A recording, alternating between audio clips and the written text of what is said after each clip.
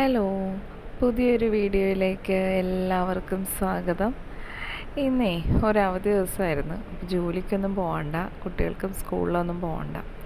അപ്പം രാവിലത്തെ ബ്രേക്ക്ഫാസ്റ്റിൻ്റെ കാര്യങ്ങളൊക്കെ കഴിഞ്ഞു. കുറച്ച് നേരം നോക്കിയിരുന്നിട്ട് നമ്മുടെ മീൻകാരൻ ചേട്ടൻ വന്നില്ല കേട്ടോ. ഞാൻ സാധാരണ ജോലി കഴിഞ്ഞ് വരുമ്പോൾ അവിടെ നിന്ന് വാങ്ങിച്ചുകൊണ്ട് വരുവാണ് പതിവ്. പക്ഷേ ഇന്നലെ എനിക്കെന്തോ വാങ്ങിക്കാൻ പറ്റിയില്ല, വേറെ എവിടെയൊക്കെ പോകാനുണ്ടായിരുന്നു. അപ്പോൾ അതുവഴി വന്നില്ലായിരുന്നു നമ്മൾ.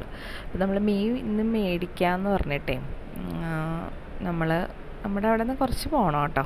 എരമല്ലൂർ അങ്ങോട്ടേക്ക് പോകണം. അവിടെ ഒരു ഫ്രഷ് മീനൊക്കെ കിട്ടുന്ന ഒരു സ്ഥലമുണ്ട്, ഒരു മാർക്കറ്റ്, കുഞ്ഞു മാർക്കറ്റാണ് കേട്ടോ. മാർക്കറ്റ് എന്ന് വെച്ചിട്ടുണ്ടെങ്കിൽ അവിടെ അതത് പരിസരത്തുള്ള ആളുകൾ മീൻ പിടിച്ചിട്ട് ഇത് ഇവിടെ കൊണ്ടുവന്ന് ഇങ്ങനെ വിൽക്കും. അപ്പോൾ വാങ്ങിക്കാനുള്ളവർ വന്ന് അത് വാങ്ങിച്ചുകൊണ്ട് പോകും.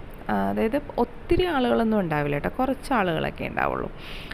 പിടിക്കുന്ന മീൻ അപ്പോൾ കൊണ്ടുവന്ന് അവർ ഈ ഒരു പ്ലാസ്റ്റിക് ഇത് വിരിച്ചിട്ട് അതിലേക്ക് അങ്ങ് ഇടും. അപ്പോൾ അവിടെ നിന്ന് ലേലം ചെയ്തിട്ട് എടുക്കും. അപ്പം നമുക്ക് ഇങ്ങനെ വലിയ വിലയൊന്നും കൊടുക്കണ്ട, പക്ഷെ നല്ല ഫ്രഷ് മീൻ കിട്ടും. നല്ല പിടക്കണ മീനായിരിക്കും കേട്ടോ എല്ലാം. അവിടെ കൊണ്ടുവന്ന് ഇടുമ്പോൾ നമുക്ക് കാണാം അത് അവർ പിടിച്ചിട്ട്, അവിടെ ചുറ്റിനും കായലൊക്കെയാണ്. അപ്പോൾ അവിടെ നിന്ന് ഇങ്ങ് പിടിച്ചിട്ട് കൊണ്ടുവന്ന് ഇടും. അപ്പം നമ്മളത് ഇങ്ങനെ ലേലം വിളിക്കുമ്പോൾ ആവശ്യക്കാർ അതനുസരിച്ച് വിളിച്ചിങ്ങനെ എടുക്കും. അപ്പം നമ്മളും കുറച്ച് മീനൊക്കെ അവിടെ നിന്ന് വാങ്ങി. അപ്പോൾ അവിടെ നമ്മൾ ഏകദേശം ഒരു 9:30 ചെന്നാലേ അവിടെ തുടങ്ങത്തുള്ളൂ. കാരണം രാവിലെ പിടിക്കാൻ പോകുന്ന മീനാണ് കൊണ്ടുവന്നിടുന്നത്. അതിരാവിലെയൊന്നും പോയാൽ കിട്ടത്തില്ല. ഒരു 9:30 ആകുമ്പോൾ പോയാലേ നമുക്ക് മീനൊക്കെ കിട്ടുള്ളൂ. ഞാനും കുറച്ച് മീനൊക്കെ വാങ്ങിച്ചുകൊണ്ട് വന്നു. സാധാരണ ഇവിടെ മീൻകാരൻ വരുന്നതാണ് കേട്ടോ. ഇന്നെന്തോ 2 ദിവസം എന്ന് പറഞ്ഞു, അമ്മ പറയുന്നുണ്ട് അയാളെ കണ്ടിട്ടെന്ന്. അപ്പം ഞാൻ വിചാരിച്ചു എന്നാൽ മീനൊക്കെ അവിടെ നിന്ന് വാങ്ങിച്ചിട്ട് വരാം, എന്തായാലും നിൽക്കുന്ന ദിവസമല്ലേ. അങ്ങനെ നല്ല പച്ച മീനാണ് കേട്ടോ. അതേ നമുക്കിങ്ങനെ നോക്കുമ്പോഴറിയാം, നല്ല പിടക്കണമായിരുന്നു. ഇപ്പം ഞാൻ കൊണ്ടുവന്നപ്പോൾ അങ്ങ് അത് ചത്തുപോയി. അപ്പോൾ മീൻ വൃത്തിയാക്കണതിന് മുമ്പായിട്ടേ എനിക്കിങ്ങനെ അതിന് വേണ്ട, അതായത് കറി വെക്കാൻ വേണ്ട സാധനങ്ങളൊക്കെ എടുത്ത് റെഡിയാക്കിയൊക്കെ വെച്ചിട്ടേ ഞാൻ മീൻ വെട്ടാനിരിക്കത്തുള്ളൂ. അപ്പോൾ നമുക്കിങ്ങനെ മീനൊക്കെ ക്ലീൻ ചെയ്ത് വരുമ്പോഴേക്കും നമുക്കതിന് വേണ്ട സാധനങ്ങളൊക്കെ ഉണ്ടെങ്കിൽ പെട്ടെന്ന് കറി അങ്ങോട്ട് സെറ്റാക്കാമല്ലോ. അപ്പോൾ ഞാനതിന് വേണ്ട ഉള്ളിയും പച്ചമുളകും തക്കാളി ഇഞ്ചി വെളുത്തുള്ളി ഇതൊക്കെ ശരിയാക്കി എടുത്തു. അപ്പോൾ നോക്കിയപ്പോൾ എന്താ കുരുമുളക്, ഈ മീനിങ്ങനെ കുരുമുളകിട്ട് തിളപ്പിച്ചെടുത്താൽ നല്ല ടേസ്റ്റാണ്. അപ്പോൾ കുരുമുളക് നോക്കിയപ്പോൾ പൊടിയില്ലായിരുന്നു. അപ്പോൾ ഇങ്ങനെ നിൽക്കുന്ന ദിവസമൊക്കെ നമുക്കതൊക്കെ പൊടിച്ച് വെക്കാൻ പറ്റുള്ളൂ. അപ്പോൾ ഞാനതൊക്കെ പൊടിച്ചൊക്കെ വെച്ചു. പിന്നെ ചോറ് നമ്മൾ എന്നും കുക്കറിലൊക്കെയല്ലേ വെക്കുന്ന ജോലിക്കൊക്കെ പോകുമ്പോൾ. പിന്നെ ഞാൻ വിചാരിച്ചു ചോറ് കലത്തിലൊക്കെ ഇട്ടിട്ട് തെർമൽ കുക്കറിലേക്ക് ഇറക്കി വെക്കാം. അപ്പോൾ മീൻ വെട്ടിയൊക്കെ വരുമ്പോഴേക്കും അതും റെഡി ആയിരിക്കുമല്ലോ. അങ്ങനെ നമ്മൾ എന്താ പറയുക, ജോലികളൊക്കെ ഇങ്ങനെ പെട്ടെന്ന് അങ്ങോട്ട് ചെയ്ത് തീർത്താൽ നമുക്കും പെട്ടെന്ന് എല്ലാ ജോലിയും കഴിയും. അതായത് കുറച്ച് ഇപ്പോൾ ചോറ് ഇറക്കുക അല്ലെങ്കിൽ മീൻ വെട്ടി വന്നിട്ട് ചോറ് വെക്കാമെന്ന് വിചാരിക്കുമ്പോൾ അതിന് വീണ്ടും സമയമൊക്കെ പോകും. അപ്പം നമ്മളിങ്ങനെ കുറച്ച് ജോലികളൊക്കെ അറേഞ്ച് ചെയ്ത് അങ്ങോട്ട് ഒരു പ്ലാനിങ്ങിലൂടെ പോയെന്നാൽ നമുക്കും എളുപ്പം ജോലിയൊക്കെ തീർക്കാം. അങ്ങനെ ഞാൻ അതൊക്കെ എടുത്ത് തെർമൽ കുക്കറിലേക്കൊക്കെ ഇറക്കി വെച്ചു.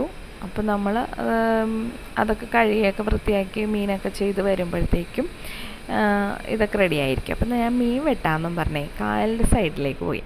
കാരണം അവിടെ ഇരുന്ന് വെട്ടുമ്പോഴേ നമുക്ക് നല്ല കാറ്റൊക്കെ കൊണ്ട് ഇങ്ങനെ കായലിൻ്റെ ഭംഗിയൊക്കെ, നമ്മളിങ്ങനെ വീട്ടിൽ നിൽക്കുന്ന ദിവസമൊക്കെയല്ലേ ഇതൊക്കെ പറ്റുള്ളൂ. അല്ലാത്ത ദിവസം രാവിലെ എഴുന്നേറ്റ് ജോലിയൊക്കെ തീർത്ത് 7 മണിക്ക് ഓടി പിന്നെ വന്ന് പിന്നെ രാത്രിത്തേക്കുള്ള ജോലി, അപ്പോൾ നമുക്കിതൊന്നും ആസ്വദിക്കാനുള്ള സമയമൊന്നും കിട്ടാറില്ല. അപ്പോൾ ഇങ്ങനെ പോയി ഇരിക്കുമ്പോൾ നമ്മുടെ അടുത്തുള്ള വീട്ടിലെ ചേച്ചിമാരൊക്കെയും വരും. അപ്പോൾ കുറച്ച് നേരം അവരോടൊക്കെ ഒന്ന് വർത്താനം പറയാം. ഇടയ്ക്കൊക്കെ അങ്ങനെയൊക്കെയും വേണമല്ലോ. അങ്ങനെ ഞാൻ മീനൊക്കെ വൃത്തിയാക്കി വെട്ടിയൊക്കെ എടുക്കുകയാണ്. അപ്പോൾ ആമിക്കുഞ്ഞ് എൻ്റെ അരികിൽ തന്നെ ഇരിപ്പുണ്ട് കേട്ടോ. ആളാണ് എനിക്ക് വീഡിയോ ഒക്കെ എടുത്തു തരുന്നത്. ഗൗതമിന് 2-3 ദിവസമായിട്ടേ നല്ല ചെവി വേദന. അപ്പോൾ ഒന്ന് ENT കാണിക്കാമെന്ന് പറഞ്ഞ് എനിക്ക് മീനൊക്കെ വാങ്ങിച്ച് തന്നിട്ട് ചേട്ടൻ അവനായിട്ട് പോയേക്കുവാണ്. അപ്പോൾ അവർ വരുമ്പോഴേക്കും ഈ ജോലിയൊക്കെ കഴിച്ച് ചോറും കറിയൊക്കെ റെഡിയാക്കിയൊക്കെ വെക്കണം. അപ്പം ഞാനും ആമിക്കുഞ്ഞും കൂടി എന്നാന്ന് ഒരു വീഡിയോ ഒക്കെ എടുത്ത് ചെയ്യാമെന്ന് വിചാരിച്ച് ഞങ്ങളങ്ങനെ ചെയ്തുകൊണ്ടിരിക്കുകയാണ്. അപ്പോൾ എൻ്റെ അടുത്തിരിക്കുന്ന ചേച്ചിമാരൊക്കെ ചോദിക്കുന്നുണ്ട്, ഈ മീൻ ഇവിടെ നിന്ന് വാങ്ങി, എത്ര രൂപയ്ക്ക് കിട്ടി എന്നൊക്കെ. അപ്പം ഞാനിങ്ങനെ പറയുകയാണ്, ചേച്ചി ഇത് എനിക്ക് 150 രൂപയ്ക്ക് കിട്ടി, അത്ര ആയുള്ളൂ. അതായത് 100 രൂപയിൽ ഇങ്ങനെ ലേലം വിളി തുടങ്ങി 10, 20, 30 അങ്ങനെ 150-ൽ ഞങ്ങൾക്കത് കിട്ടി, അങ്ങനെ മേടിച്ചതാണെന്നൊക്കെ ഞാൻ പറയുമായിരുന്നു. അപ്പം ആ ചേച്ചിമാരും പറയുവാണ്, അയ്യോ ഇന്ന് മീൻകാരൻ വന്നില്ല, നേരത്തെ അറിഞ്ഞിരുന്നെങ്കിൽ എൻ്റെ അടുത്ത് പൈസ അത് വിട്ടേനെ മേടിച്ചുകൊണ്ട് വരാൻ, എനിക്കറിയില്ലല്ലോ അവർക്ക് മീൻ വേണമെന്ന്. അപ്പോൾ അങ്ങനെ വിശേഷങ്ങളൊക്കെ പറഞ്ഞ് ഞാൻ മീനൊക്കെ വൃത്തിയാക്കി എടുക്കുകയാണ്. ഈ മീനുണ്ടല്ലോ, അതിങ്ങനെ ചെത്തിയെടുത്തെന്നാലേ, അതായത് ചെതമ്പലൊക്കെ ചെത്തിയെടുത്താൽ നമുക്ക് ജോലി എളുപ്പമായിട്ടോ. അതങ്ങനെ ചെത്താൻ പറ്റി, ചില മീനങ്ങനെ എളുപ്പം ചെത്താൻ പറ്റും.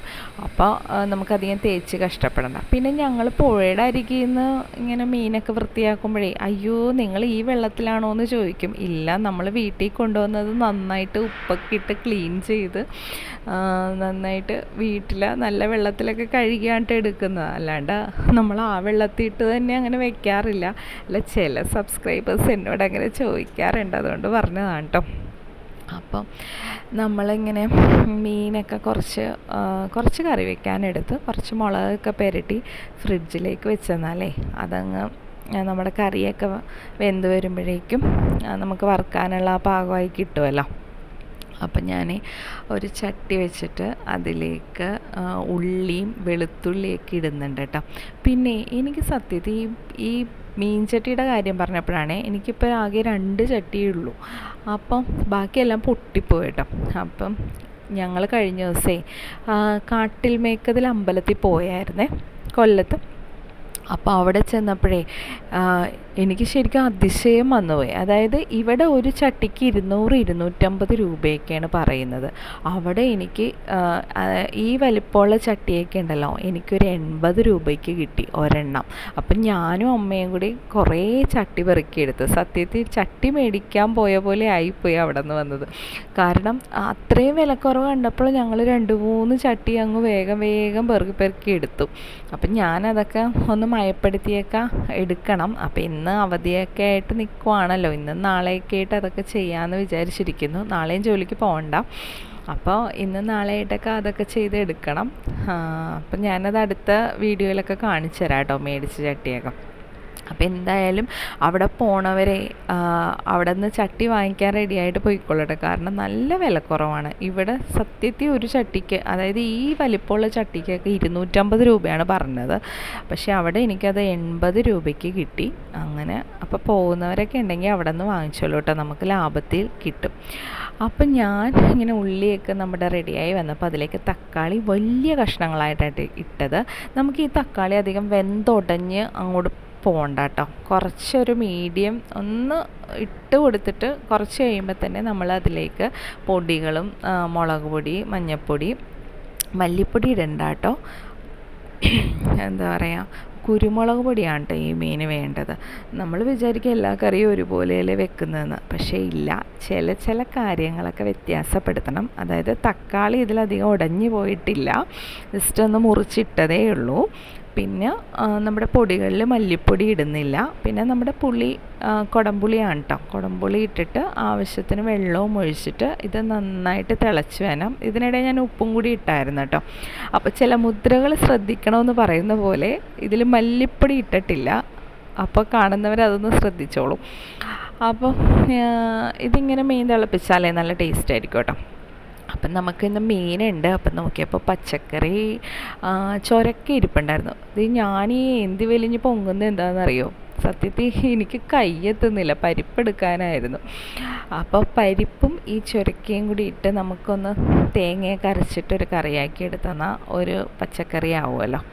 അപ്പോൾ അതും ഒന്ന് സെറ്റാക്കാമെന്ന് വിചാരിച്ചു. അപ്പോൾ പരിപ്പ് കഴുകി കുക്കറിലേക്ക് വെച്ചെന്നാലേ അത് വെന്ത് വരുന്ന നേരത്തിന് ഞാനിത് അരിഞ്ഞ് കഴിയും. അപ്പോൾ അങ്ങനെ ചെയ്യാമെന്ന് വിചാരിച്ച് ഞാൻ ചൊരക്കയൊക്കെ വൃത്തിയാക്കിക്കൊണ്ടിരിക്കുകയാണ്. അപ്പോൾ പരിപ്പ് ഞാൻ കഴുകി സ്റ്റൗവിലേക്ക് വെച്ചായിരുന്നു കേട്ടോ.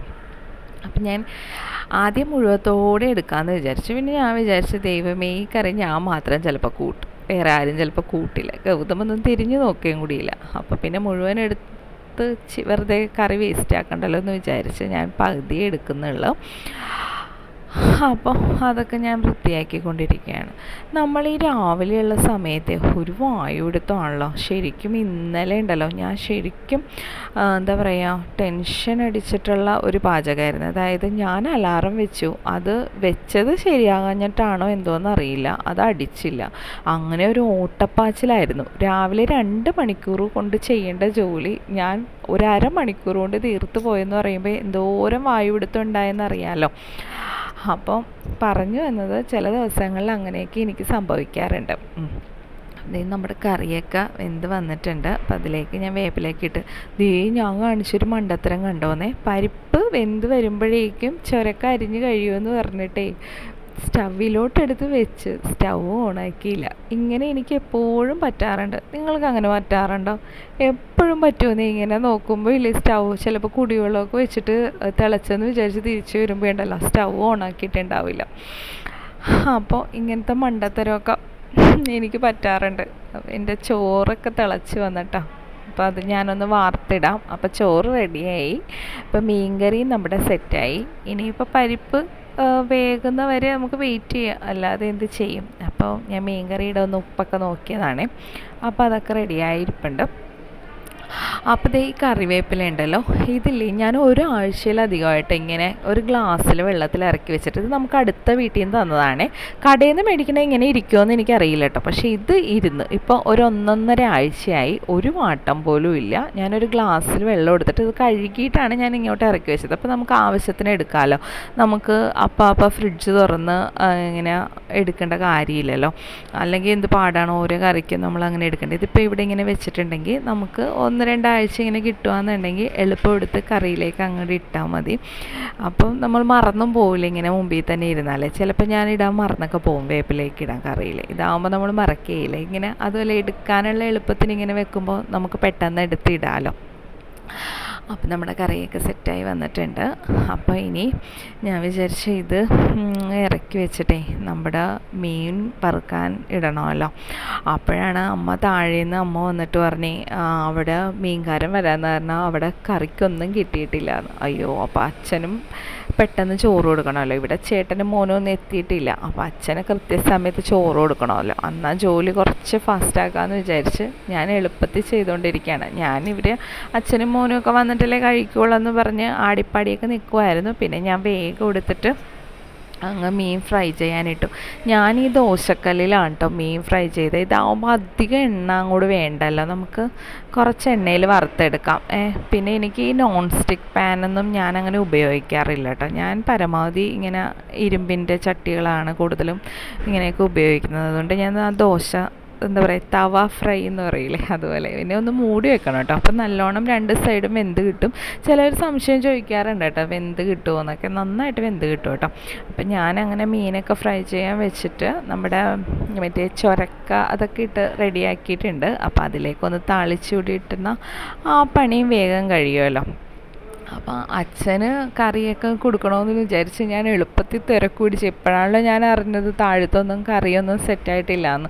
അപ്പം ഞാൻ ഇച്ചിരി ധൃതി കൂട്ടി കേട്ടോ. കാരണം പിള്ളേരും ഉണ്ടല്ലോ, അവർക്കും വിശക്കൂല. അപ്പം വേഗം കറിയാക്കാമെന്ന് വിചാരിച്ച്. അപ്പം ഞാൻ മീൻ ഇങ്ങനെ 2 വറുത്ത് ഇതിൽ ഈ ദോശയുടെ കല്ലിൽ 2 ഇടാൻ പറ്റുള്ളൂ. അപ്പം അതങ്ങനെ വറുത്തോണ്ടിരിക്കണം. അപ്പോൾ എനിക്ക് ഇങ്ങനെ കിട്ടുമ്പോൾ എന്ത് ആശ്വാസമാണെന്നറിയാമോ? ഹാമിക്കുഞ്ഞ് എനിക്കുണ്ടല്ലോ നാരങ്ങ കലക്കിയിട്ട് മധുരമൊക്കെ ഇട്ടിട്ടാണ് കേട്ടോ അവൾ സോഡ ഒഴിച്ചിട്ട് എനിക്ക് എടുത്ത് തന്നിട്ടോ. അപ്പോൾ നമ്മളിങ്ങനെ ടയേർഡായിട്ടൊക്കെ നിൽക്കുമ്പോൾ ഒരു ഉപ്പ് നാരങ്ങയൊക്കെ ഇങ്ങനെ കിട്ടുമ്പോൾ നല്ല ആശ്വാസമല്ലേ. അപ്പം ഞാൻ മധുരം കുറച്ച് ഒഴിവാക്കിയേക്കണോണ്ട് ഞാൻ ഉപ്പും കൂടി അതിലേക്ക് ഇട്ടൊന്ന് ബാലൻസ് ചെയ്തിട്ട് കുടിച്ചിട്ടോ.